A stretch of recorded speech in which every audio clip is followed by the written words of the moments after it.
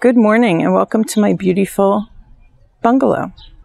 If you watched our first video, you might recall that these gardens are 2 years old, and I wanted to give you a quick garden update. As we are learning how things are growing and progressing, we were making some changes.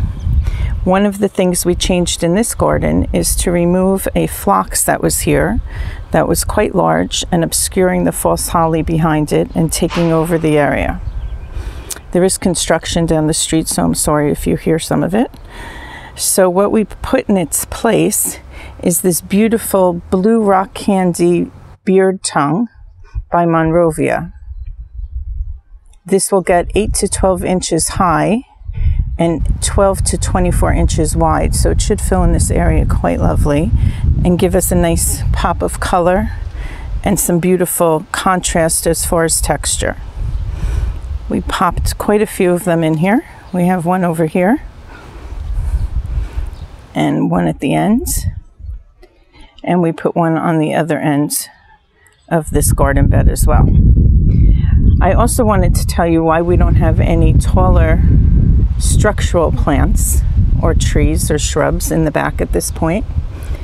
And the reason is that we plan on putting some stone on this concrete, and we don't want to disturb anything that we might plant here. So we are going to hold off on that until we put the stone in and paint the house. Our window box is doing quite lovely today, as are the window baskets. And I also wanted to share with you a lovely gift that I was left on my front porch. Quite honored by this gift. It belonged to one of my neighbor's grandmothers who recently passed away. And they gave it to me, which is quite lovely. It's wrought iron, it's quite heavy. It has a lovely patina down the side. They told me I was free to paint it or do anything I like with it.